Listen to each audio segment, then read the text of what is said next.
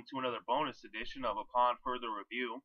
Upon further review, And in this edition, we'll be talking about the Chicago Bears going to Carolina to face the Panthers. This Week 5 matchup will be on Sunday, October 5th, and you can catch that at 1 p.m. Eastern Time on your local Fox affiliates. And the Bears and the Panthers both enter this game at 2-2 apiece. So one team's going to be above 500 and one team will be below 500 by the time this game is over. These two NFC teams battle it out. And the Bears started off by losing a disappointing game in Week 1 in overtime to Buffalo, and then they went on the road and they beat the Niners in San Francisco in the first regular season game in Levi Stadium, and then they went to New York and beat the Jets in MetLife, but then they went back home and they lost to the Packers. So an interesting trend there, as they have won both of their road games, but they've lost both of their home games.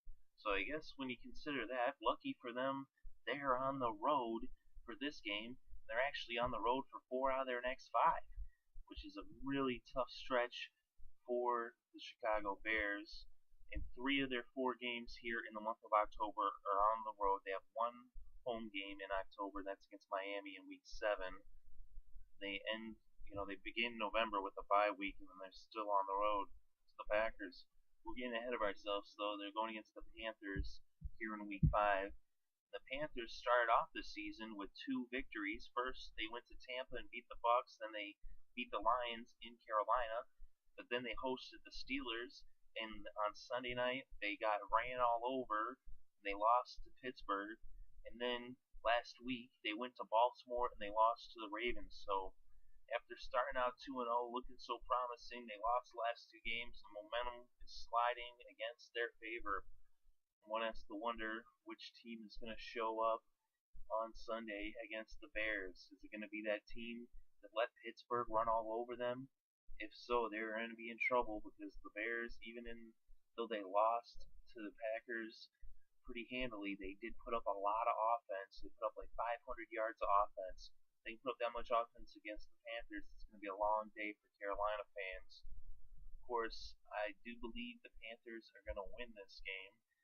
And let's look inside the numbers. When it comes to passing offense, these teams are pretty evenly matched. The Bears are 14th in the NFL in passing yards per game, and the Panthers are 13th. Who would have thunk it? The high, powered offense of the Bears, that passing attack. Jay Cutler is known to be one of the premier gunslingers in the league. He's not very good at protecting the ball necessarily. He takes a lot of chances, but he does got quite the arms. He's got one of the best arms in the NFL. And Cam Newton, not primarily known for his passing skills, but he's right there, got them at 13th in the NFL in passing yards per game. Of course, that is in part due to Derek Anderson putting up those big numbers in Week 1. When Cam did not play, Anderson put up 230 yards, nothing too crazy, as Newton actually threw 51 more yards the next week. He put up 281 against Detroit, and Detroit's one of the best passing defenses in the NFL. So Cam Newton's been putting up pretty decent numbers. Of course, last week he struggled against the Ravens, only throwing for 197 yards. And really, the thing that's been hurting them is their rushing attack. We'll get to that in a moment. We'll see the passing defense. The Bears are 20th against the pass, and the Panthers are 13th. So the Panthers are 13th when it comes to offense and defense of passing. So they got a pretty balanced passing attack, and they're right there. They line up pretty well against the Bears. They should be able to actually match up well. The Bears are at a slight disadvantage. They're actually going to have some trouble against Carolina, except for the factor of how well the Bears are at ball hawking. They've got a ball hawking secondary. They allow yards, but they also get pickoffs, as they're one of the top teams in interceptions so far in the season. Let's look at the running attacks of these two teams, and that's where they've both been struggling. Matt Forte of the Bears has been, struggling on the ground somewhat, although he does get a lot of yards, out of the backfield. So he's actually been putting up like big numbers when it comes to total yards from scrimmage.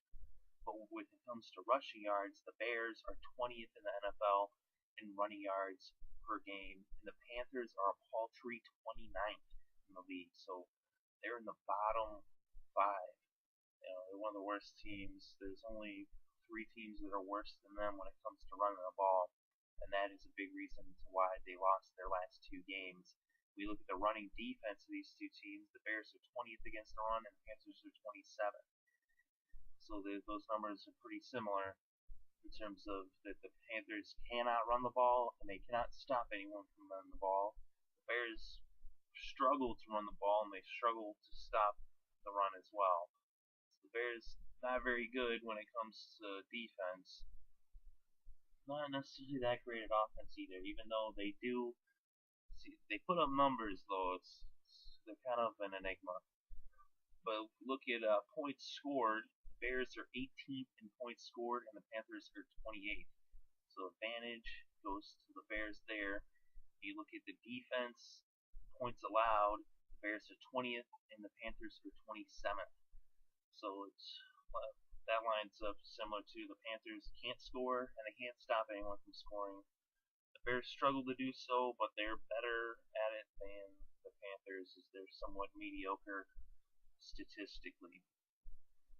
So you would have to give the advantage statistically, when it comes to the running attack, when it comes to points per game, it looks like it's in the Bears' favor, but the Carolina Panthers passing attack actually has somewhat of a slight advantage.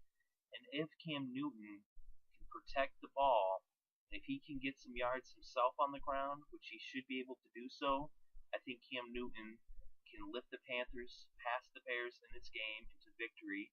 I think their defense can show up and actually have a better game than they have so far, and look more like they did in the first couple weeks, look more like they did against Detroit in week 2. I think that's how they're going to play this Sunday. They play like that, the Panthers win. That's what I'm picking. Of course, the Bears do definitely have a chance in this game. Wouldn't be shocked if they went in there and if they did win. I don't think they will. I give it to the Panthers, especially being at home.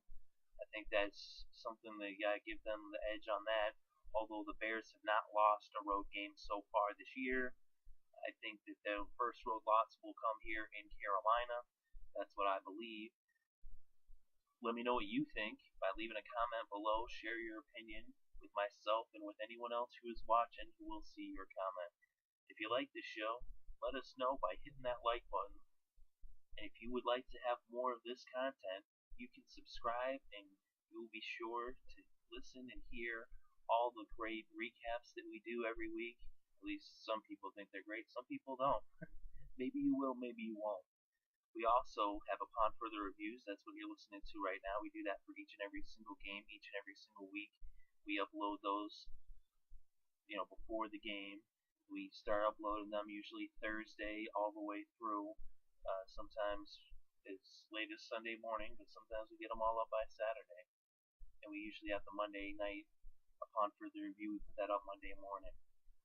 So keep an eye out for those. We also do our weekly show, The Wedge, where we give quick picks upon further review for the Thursday night game. We do fantasy picks and a weekly rewind from the week before.